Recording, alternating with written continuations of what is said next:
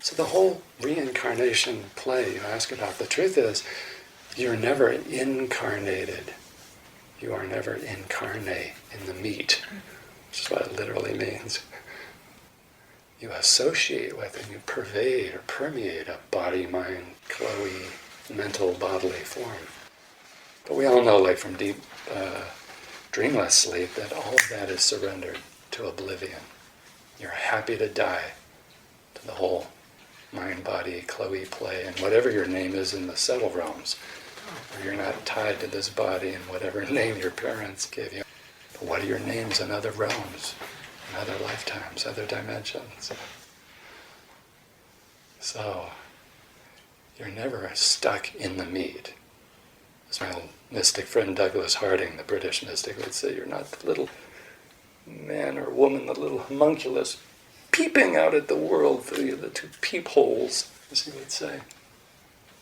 You're associated with mind, body, but you're not trapped in it or really essentially defined by it. You sport as this, it's a play. And it's because you are awareness playing as the power of consciousness that everything feels so vivid. That's why the body seems alive, otherwise it's a corpse. And if you've been around someone who is alive, and then the spirit once and for all left the body, no longer even a coma, dead, all the difference in the world. That's why this experience feels so vivid. It's because of consciousness, not because of atoms or molecules or cells or clusters of cells, organs and tissues. That's not why there's a vividness to this so-called incarnation or reincarnation. It's because you, the personal consciousness, through the power of primordial consciousness, rooted in absolute awareness, Siva, animate all of this, enliven it, spark it up, fire it with the living flame of love. So the sages, the freed beings, simply are no longer compulsorily tied through their own compulsions to being fascinated with any of this as a realm or venue for indulging a selfish me. Selfless, they're free to feel self-full as the self of each and every self. Their pleasure is in the sympathetic joy, mudita, as the Buddha called it, for the pleasures of all beings. So they don't need to pig out on their own selfish pleasure. Now, mind you, as Yoga Vasishta said, the classic Bible for non-dual wisdom aspirants, if pleasure comes, the sage does not neurotically strategize to avoid it in some biophobic, unhealthy, ashamed way. The sage enjoys the pleasures that come naturally and that don't tie the awareness in the form of the personal consciousness in a narrow, selfish way. And when pleasures leave, the sage does not pursue them.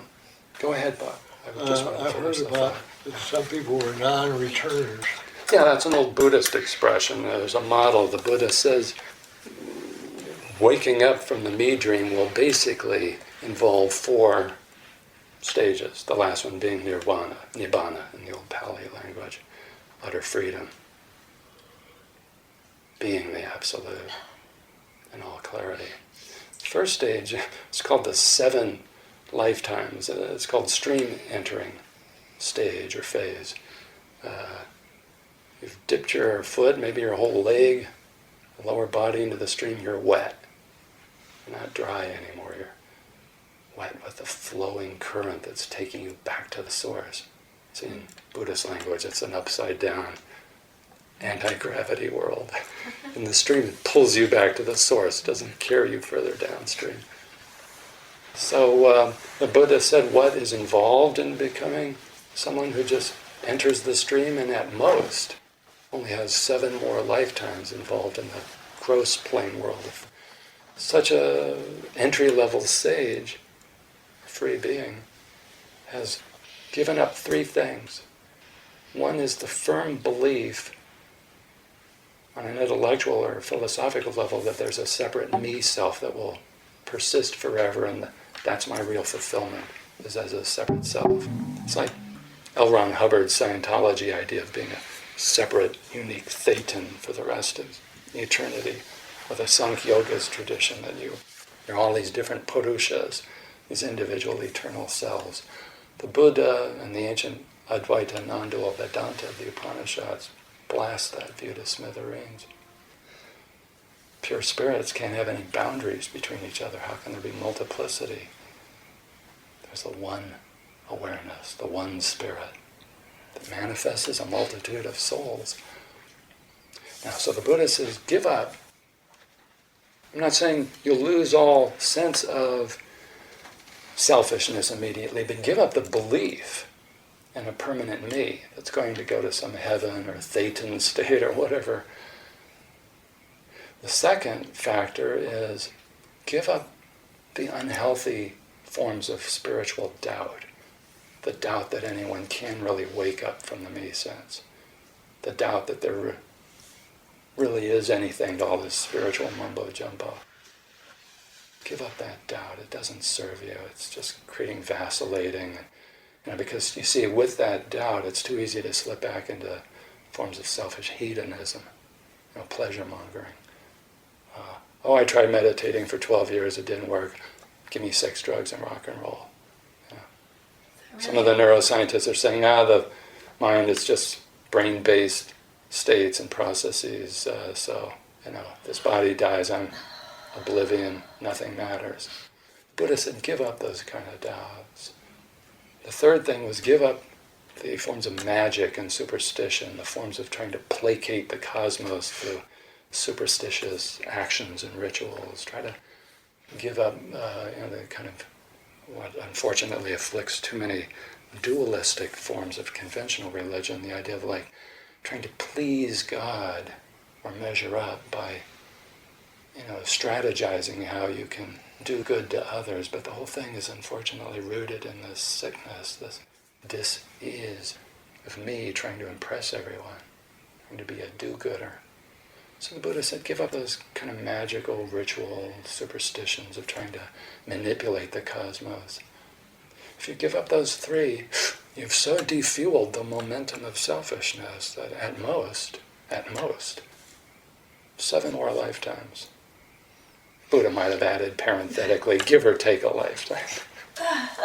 Now, you then identified a second stage beyond stream entry, at most 7 times returning scenario. The second scenario is what's called a once returner. They've let go of those first 3 elements or factors that constrain people to these compulsory rebirth rounds, the rounds of samsara, what the Buddha speaks of as wandering on and on and on without ever coming to clarity and rest, a real fulfillment, a real liberation. That second one-time returner stage or scenario involves 2 further achievements. I use that word cautiously because it's ultimately not an achievement for a me. It's what you are as the absolute, disentangling yourself, getting free of the net or the prison of me and my.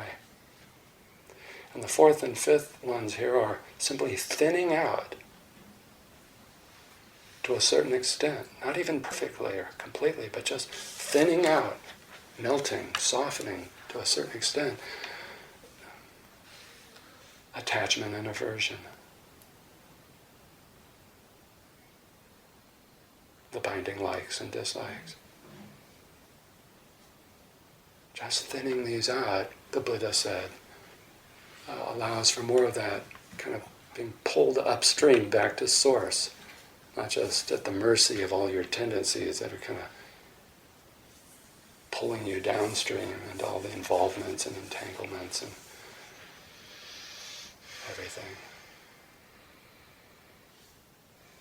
A non-returner is someone who still has the 5 higher fetters, but they don't need to work them out on this physical plane, and so the Buddha calls them non-returners.